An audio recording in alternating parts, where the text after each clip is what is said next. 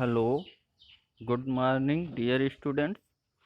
मैं N Tripathi RIC की online class में एक बार फिर से आप सबका स्वागत करता हूं।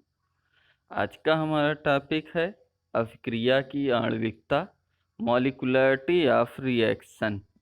मॉलिक्युलरिटी ऑफ रिएक्शन संघट्ट सिद्धांत मीन्स कोलिजन थ्योरी के अनुसार किसी क्रियाकारी अणुओं के मध्य माने अभिकारक अणुओं को क्रियाकारी अणु कहा जाता है। क्रियाकारी अणुओं के मध्य टक्करों के फलस्वरूप ही अभिक्रिया होती है। जब अभिकारक अणु परस्पर एक दूसरे से टकराते हैं, अभिक्रिया तभी संभव हो पाती है। अभिक्रिया में एक साथ टकराने वाले अणुओं की संख्या माने जितने अभिकारक अणु एक साथ टकराते हैं वही अभिक्रिया की आणविकता कहलाती है। अथवा इसे हम दूसरे शब्दों में इस प्रकार समझ सकते हैं कि एक रासायनिक अभिक्रिया को संपन्न करने के लिए उन क्रियाकारी स्पीशीज माने परमाणुओं, अणुओं या आयनों की संख्या जिनका एक साथ टकराना आवश्यक है, अभिक्रिया की आणविकता कहलाती है। उदाहरण हम इसका देखते हैं। यहाँ पर क्या है, अभिकारक ए है। अभिकारक ए उत्पाद बी में परिवर्तित हो रहा है। यदि एक अभिकारक अणु आपका टकरा करके उत्पाद बी में परिवर्तित हो रहा है तो ऐसी रासायनिक अभिक्रिया एक आणविक रासायनिक अभिक्रिया कहलाएगी। और फिर उसके पश्चात यदि दो अभिकारक ए और बी दो अभिकारक हैं, उत्पाद पी में, पी फॉर प्रोडक्ट माने उत्पाद में परिवर्तित हो रहे हैं, यहाँ पर दो अभिकारक प्रयुक्त हो रहे हैं, इसलिए इसे द्विअणुक अभिक्रिया कहा जा सकता है। इसी प्रकार से यदि ए बी सी तीन अभिकारक उत्पाद पी में परिवर्तित हो रहे हैं तो इसे हम त्रिआण्विक अभिक्रिया कहते हैं। एक आणविक अभिक्रिया, द्विआण्विक अभिक्रिया, त्रिआण्विक अभिक्रिया। तीन से अधिक आणविकता वाली अभिक्रियाएं दुर्लभ हैं। दुर्लभ है मीन्स कम पाई जाती हैं, उनके पाई जाने की संभावना बहुत कम है, क्योंकि तीन से अधिक अणुओं के एक साथ टकराने की संभावना अत्यंत क्षीण माने बहुत ही कम होती है। तीन से अधिक अणु एक साथ नहीं टकराते हैं सामान्यतः। अभिक्रिया की क्रियाविधि, कोई रासायनिक अभिक्रिया हो रही है, उसकी क्रियाविधि माने कि कितने स्टेप में रासायनिक अभिक्रिया हो रही है, किन किन पदों में हो करके वो क्रिया हो रही है। तो अभिक्रिया की क्रियाविधि के आधार पर अभिक्रिया की आणविकता निम्न दो प्रकार की होती है। पहला है मौलिक अभिक्रियाओं की आणविकता, दूसरा है जटिल अभिक्रियाओं की आणविकता। फर्स्ट को हम हेडिंग करेंगे मौलिक अभिक्रियाओं की आणविकता, मॉलिक्युलरिटी ऑफ एलिमेंट्री रिएक्शंस। वे साधारण अभिक्रियाएं जो केवल एक ही सोपान मीन्स स्टेप या पद में पूर्ण हो जाती हैं, मौलिक अभिक्रियाएं कहलाती हैं। मौलिक अभिक्रियाओं की आणविकता अभिक्रिया के संतुलित रासायनिक समीकरण द्वारा व्यक्त किए गए अभिकारक, परमाणु, अणु या आयनों की संख्या के बराबर होती हैं। मौलिक अभिक्रियाएं या साधारण अभिक्रियाएं जिन्हें कहते हैं, इनमें जितने अभिकारक अणु भाग ले रहे हैं वही अभिक्रिया की आणविकता होगी।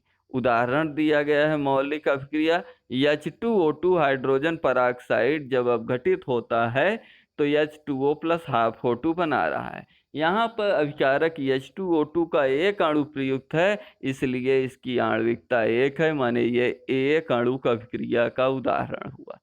यदि 2HI तो हाइड्रोजन आयोडाइड परमाणु है, ये गैसीय अवस्था में इसके दो अणु यदि अपघटित होकर H2 प्लस I2 बनाते हैं तो इसकी आणविकता 2 होगी। ये एक द्विअणुक अभिक्रिया कही जाएगी क्योंकि इसमें दो अभिकारक अणु अपघटित होकर उत्पाद बना रहे हैं।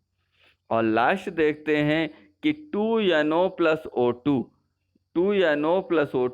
नाइट्रस ऑक्साइड प्लस ऑक्सीजन के अणु मिल करके ये आपके 2NO2 बना रहे हैं। यहाँ 3 अभिकारक अणु हैं, इसलिए इसकी आणविकता 3 है। ये एक त्रिअणुक अभिक्रिया का उदाहरण माना जाएगा।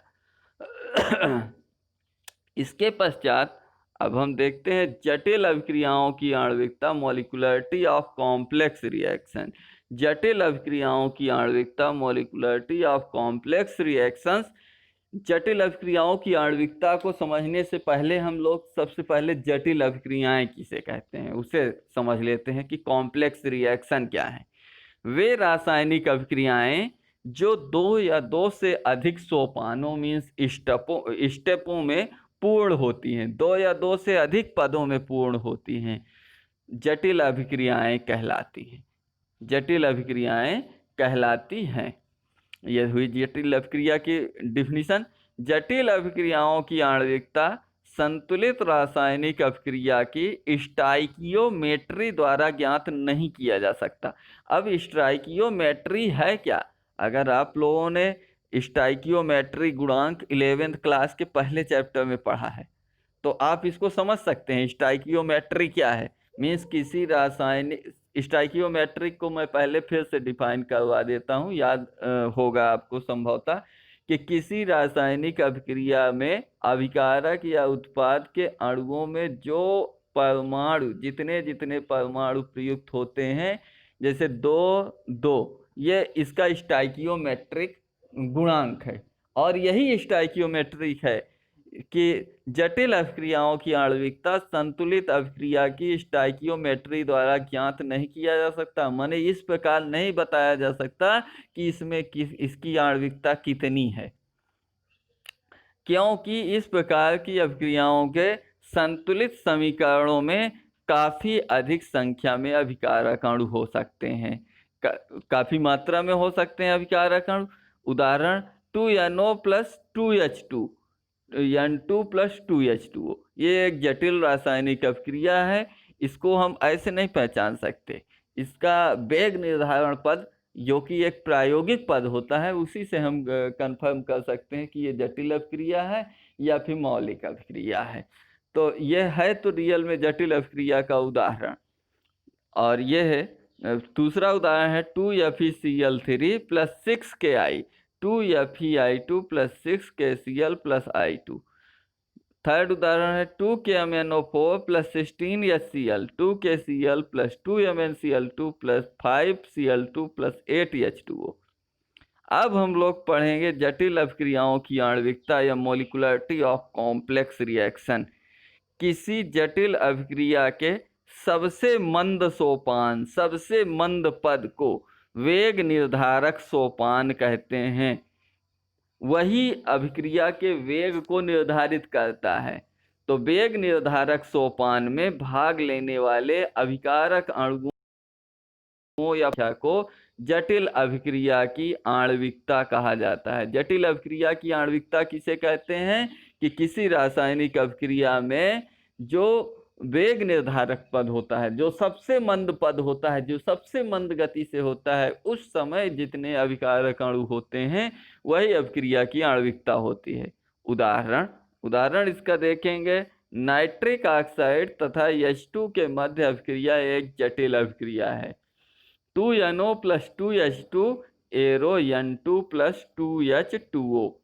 यह अभिक्रिया निम्न 2 पदों में पूर्ण होती है। पहला स्टेप है 2NO + H2 arrow N2 + H2O2। यह मंद पद है और इसके स्टाइकियोमेट्रिक पर निर्भर करेगी अभिक्रिया की गति, क्योंकि यह मंद पद है और यही वेग निर्धारक पद है। सेकेंड स्टेप है 2H2O2 + H2, 2H2O। ये तीव्र गति से बन जा रही है, तीव्र पद है, इस पर अभिक्रिया निर्भर नहीं करती। चूंकि सोपान फर्स्ट माने स्टेप फर्स्ट मंद पद है, अतएव यह वेग निर्धारित करने वाला सोपान है।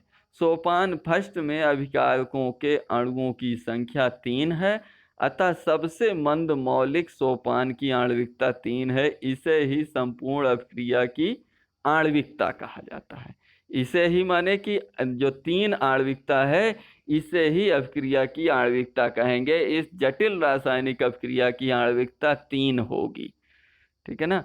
इसके साथ ही आज हम लोगों ने अभिक्रिया की आणविकता को समझ लिया, और मिलते हैं कल नए टर्न के साथ, अभिक्रिया की कोटि के साथ। तब तक के लिए जय हिंद, वंदे मातरम।